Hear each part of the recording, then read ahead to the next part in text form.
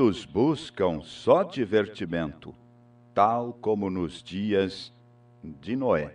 Muitos vivem neste mundo, tal no tempo de Noé, buscam só divertimentos, não se importam com a fé, vivem sempre iludidos, o tesouro sem valor, não preparam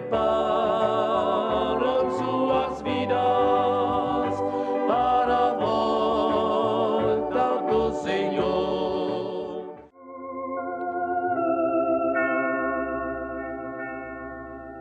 Que farei, pois, irmãos, quando vos ajuntais? Cada um de vós tem salmo, tem doutrina, tem revelação, tem língua e tem interpretação. Faça-se tudo para a edificação. Carta de São Paulo aos Coríntios, capítulo 10, versículo 26. Meus ouvintes, estamos caminhando pela carta de Paulo aos Coríntios. Temos encontrado como um grande livro de correção.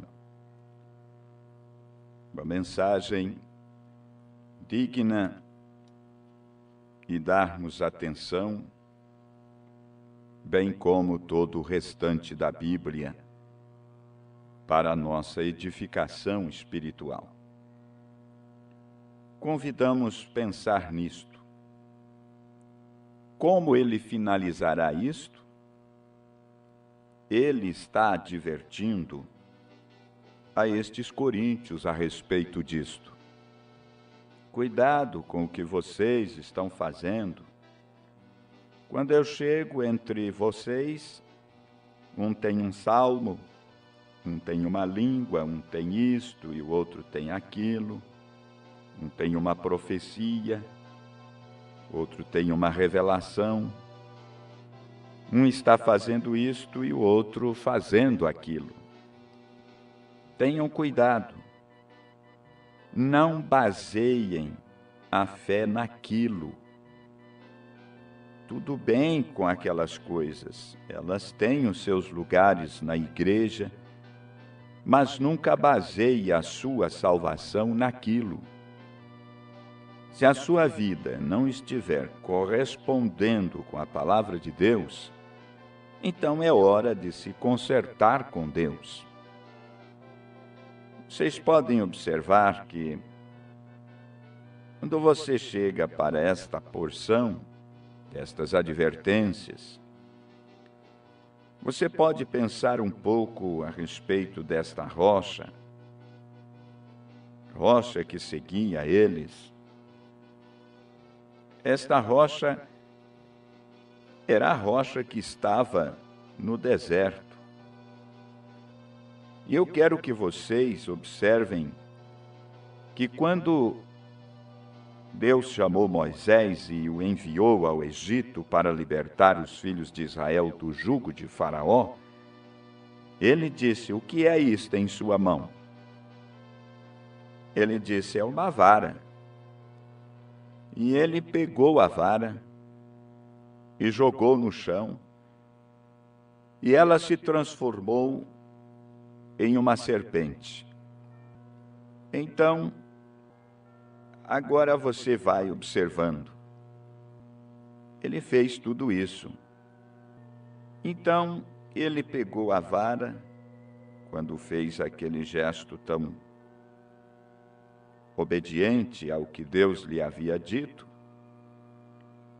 pois que ela se transformou numa serpente, Moisés se esquivou. Então, ele a pegou em sua mão, ela se transformou em uma vara de novo. E aquela vara, quando ele entrou no Egito, ele a estendeu sobre o Egito e apareceram aquelas pragas, moscas. E ele a estendeu e vieram as demais pragas e etc. O que era aquilo? Era o julgamento de Deus. O julgamento de Deus estava no estender da vara. Não era a vara de qualquer um, mas era aquela que estava na mão de quem tinha sido ordenado por Deus para ser o libertador. Vocês observem que antes daquela vara ser realmente manejada, Moisés colocou sua mão em seu peito e aquela mão ficou leprosa. Como para começar, todo homem é um pecador por natureza. Não há nenhuma maneira quanto a isto. Você nasceu em pecado. Você foi formado em iniquidade. Você veio ao mundo falando mentiras. Você pode ter sido dedicado no altar da igreja de sua mãe. Você pode ter tido muitos outros privilégios e etc. Mas você saiba disto. É certo observarmos todas as advertências de Deus, mesmo que temos vivido na prática das coisas corretas da igreja, mas temos que estar com isto pelo lado de dentro. Então, eu quero que você observe bem isto. Agora, você foi trazido por Deus primeiro, um pecador. Não por escolha, mas pela natureza. Você retorna outra vez e veja lá, quando aconteceu com Moisés, quando ele tirou, a mão estava limpa e perfeita, mostrando que esta mão, antes dela poder agitar a vara do julgamento, ele tinha que ter mãos limpas, antes de poder agitá-la. E qualquer ministro, qualquer pregador, também é a mesma coisa. Qualquer ensinador. O profeta desta era disse que ele ouviu algo uma manhã que realmente gelou o seu sangue. Ele disse: quando eu liguei o meu rádio, pouco antes de sair para... Sem desconsiderar se houver alguém que tenha alguma relação com a pessoa lá, mas ele disse: olha, eu não tenho a intenção de ferir, mas é hora. E Deus me ajude a sempre ser suficientemente cristão para colocar preto no preto e branco no branco. Ser honesto. E ele disse: olha, eu ouvi alguém cantando e disse assim: eu tenho o meu testamento. E virou e leu uma escritura e pregou sobre o Salmo 1. Bem-aventurado o varão que não se assenta na roda dos escarnecedores, nem se detém no caminho dos pecadores. Você sabe quem era? O profeta disse: era aquele sujeito do Rock in the Roll. E lá estava aquele Jimmy Osborne no rádio pregando o Evangelho. Ó, irmão, se alguma vez já existiu uma desgraça, uma pessoa como aquela não tem nenhum direito no tocante à palavra do Deus vivo. E você toma aquele sujeito no baile do Vale de Réfron, ele disse, recordando à noite, ou melhor, acordado a noite toda naquele velho baile, batendo palmas, agindo assim naquele velho baile. Na manhã seguinte, muda sua voz e fala como um cristão. Ora, é vulgar, é uma imundície diante de Deus. A mão que agita esta vara do julgamento deve estar limpa através do poder da ressurreição de Cristo. Ele não tem nenhum direito de manejar a palavra de Deus quando ele está vivendo nessa imundície, nessa coisa. De um lado, à noite, ele faz estas coisas imundas e sujas, depois vai lá e prega o Evangelho. Você sabe que muitos pregadores, tentando justificar aquele Elvis Presley lá, que não é nada neste mundo a não ser um moderno Judas Iscariotes. Judas Iscariotes recebeu 30 peças de prata para trair a Jesus.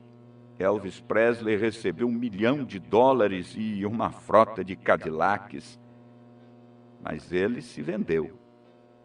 Ele era um crente pentecostal, você sabia? Vendeu a sua primogenitura para se tornar um rock and roll. E é inspirado pelo diabo.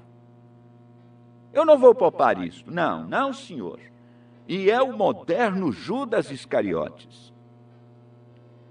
Então, até mesmo ministros estão tentando estabelecer esse tipo de coisa. Não está aí as músicas evangélicas nos mesmos ritmos daquele rock que veio do inferno? E aonde é que está a força daquele evangelho vivo que tinha lá bem atrás para reprovar tudo que é errado nesse dia, como foi reprovado no começo da igreja? Você observa bem.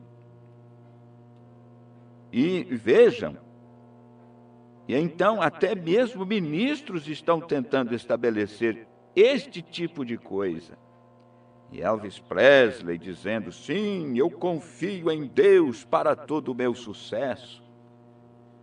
Como poderia um Deus santo e vivo alguma vez dar sucesso à vulgaridade? Onde é que vocês provam isso na Bíblia, estar de acordo com Deus?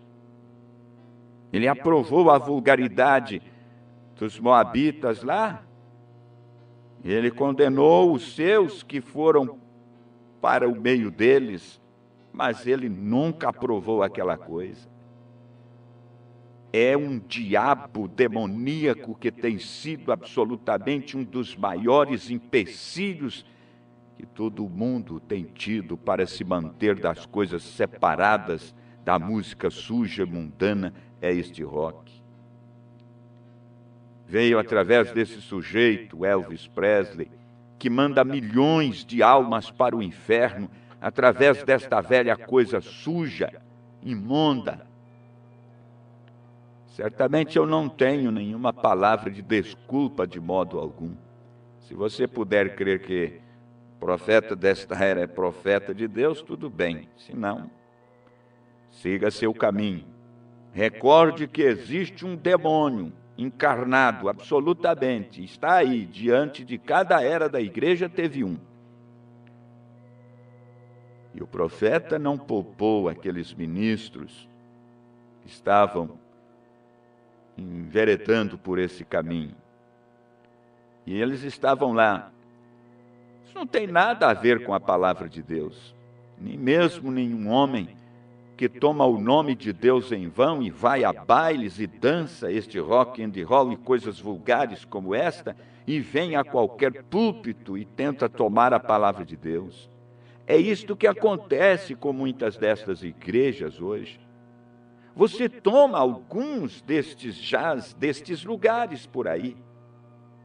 Uma mocinha sai aí hoje, veja bem, e sai aí fora e dançando todos estes rock and roll e em uma noite, e ela vem ao altar Na noite seguinte, você a coloca aí em cima para cantar um hino especial.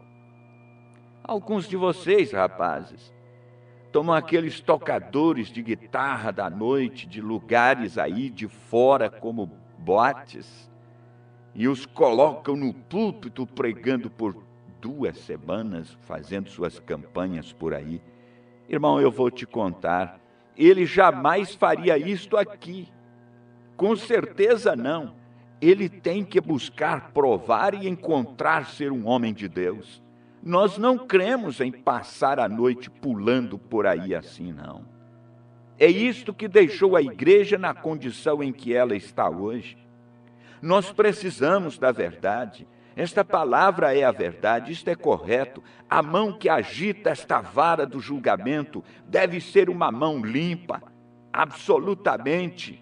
Aquela mão de julgamento de Moisés era limpa, e então a vara foi colocada nela, e a vara desceu e trouxe julgamento sobre Israel. Então vejam, ouvintes, no deserto é um lindo tipo. Você sabe, nós queremos olhar um pouco disto. Este lindo tipo, quando havia uma rocha, e aquela rocha era Cristo, e as pessoas que perecendo estavam morrendo por água, e eles mereciam aquilo, eles mereciam morrer porque tinham murmurado, eles haviam reclamado, eles não eram crentes no princípio, eles não eram nada a não ser crentes intelectuais, eles haviam feito, o sobrenatural havia sido feito, e uma multidão mista havia saído, eles não eram convertidos de seus corações. Havia apenas 3 naquele grupo que sabemos, reais convertidos, Moisés, Arão e Calebe. Miriam também mostrou a sua transgressão lá, quando ela sorriu, criticou, porque Moisés havia se casado com aquela moça negra, e disse, não havia outras moças ali com quem casar, e o que ele poderia ter feito, e assim por diante. Isso custou um preço para ela, teve uma vida encurtada na terra, e Deus não se agradou com aquilo, e a feriu com lepra, e o seu próprio irmão clamou e disse, você deixaria a sua irmã morrer daquela forma? E Deus disse a Moisés para vir diante dele, e ele foi e intercedeu por Miriam. Ela não viveu muito tempo depois daquilo também. De qualquer forma, houve alguma coisa, impediu vivê-la. Não, irmão, observe bem, o que Deus faz é perfeito. Eu quero que você fique preso a isto. Nós não temos nenhum direito de colocar nossas mentes nisto. Deixe isto da maneira que está. Deus fez isto, e Deus disse isto, e isto está determinado. Apenas tome isto ou não sabe. Se eu pudesse explicar isto, então eu seria igual a Deus. Seria igual a Deus se eu soubesse explicar por que disso. Eu não posso explicá-lo. Eu apenas creio nisto. Isto é tudo que me foi pedido para fazer. Não foi pedido a ninguém que explicasse isto, porque está além do nosso intelecto, está além de nossa inteligência. É Deus quem faz isto, então isto não pode ser explicado. Eu aceito isto pela fé e digo que é minha propriedade privada, e eu creio nisto, eu não posso explicar isto. Como essa rocha ali, Deus tinha uma rocha que tinha um reservatório de água, apenas uma pequena rocha, talvez não fosse maior do que qualquer uma escrivaninha que você vê por aí em algum canto de escritório, mas quando Moisés feriu aquela rocha, saiu dela água suficiente para abastecer 2 milhões de pessoas, e não somente isto, mas muito gado e ovelhas e coisas que eles levavam consigo. Quando vejo alguns destes artistas aí que pintam quadros de uma pequena uma pequena gotinha saindo da rocha e uma criança ali de pé, com um baldinho em sua mão. Isso nunca foi daquele jeito. Vinha com um fluxo que esguinchava abundantemente. Era água para mais de 2 milhões de pessoas, além de seus camelos e todos os seus animais. Aquela rocha era Cristo Jesus, um lindo paralelo para São João capítulo 3, verso 16. Deus amou o mundo de tal maneira que deu seu Filho unigênito, para que todo aquele que nele crê não pereça, mas tenha a vida eterna. Meus ouvintes, observe o que aconteceu. A única maneira pela qual eles podiam conseguir tirar água daquela rocha, a vara do julgamento tinha que ferir a rocha. E Moisés feriu a rocha, e o julgamento de Deus caiu sobre a rocha. E quando isto aconteceu, ela jorrou as suas águas. As pessoas ficaram absolutamente, Deus os estava deixando morrer, porque eles haviam descrido dele.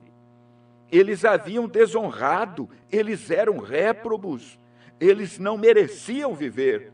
Até mesmo Moisés os chamou de rebeldes, rebeldes contra Deus, e eles mereciam morrer. Todos nós merecemos o quê? A morte, porque nos rebelamos contra Deus. Observem, todos nós merecemos morrer, mas Deus é tão misericordioso, pois Ele nunca deveria nos dar atenção, mas Ele é tão misericordioso que tomou os pecados de cada um de nós e os lançou sobre seu próprio Filho amado, Cristo, para que não perecêssemos, mas que tivéssemos vida eterna. Como poderíamos beber desta rocha e então não estarmos corretos em nossos corações? Mas, irmão, há milhões deles nesta hora fazendo isso. Isto é exatamente correto, eles estão confiantes porque são batistas, ou metodistas, ou pentecostais. Eles estão confiantes porque tiveram uma pequena sensação estranha, porque falaram em línguas, porque gritaram, porque dançaram, porque tiveram um culto de cura, e Deus curou o enfermo, ou algo em que eles confiavam, porque eles tiveram uma revelação que era verdade, porque eles fizeram isto. Então as coisas estão bem, nada a dizer contra elas, mas aquilo não tem nada a ver com a sua salvação, nada. Você poderia derramar azeite de sua mão até chegar a encher um galão, arrancar sangue de suas faces, e isto continuar não significando nada. É isso mesmo, o apóstolo Paulo disse: eu poderia falar em línguas dos homens e dos anjos e continuar perdido. Embora eu tivesse sabedoria, conhecimento, pudesse levantar, explicar aquela Bíblia, administrá-la e etc., demonstrá-la, uni-la, isso continuaria a não ter nada a ver com isto. Irmão, veja uma coisa, todos eles beberam da mesma rocha, aquela rocha era Cristo, os julgamentos estavam sobre Cristo, para que você pudesse ser privilegiado para vir e beber. É a bondade de Deus, meus ouvintes, para com você, que lhe permite vir e beber. É a bondade de Deus para com você, que lhe permite comer da palavra. Foi a bondade de Deus para com você, que permitiu que você fosse batizado. A bondade de Deus para com você, que faz de você um cidadão, te dá saúde, te coloca na igreja nesta hora para ser fiel à palavra. É a bondade de Deus, isto é tudo que Deus é. Bondade, mansidão, mas em relação à sua bondade para com Deus, está você desejando obter tudo, cada pensamento, cada ato, tudo a Ele? Deseja dedicar tudo a Ele? Está você assim, pensando desta maneira? Isto é o que Deus tem feito por você. O que você fará por Ele?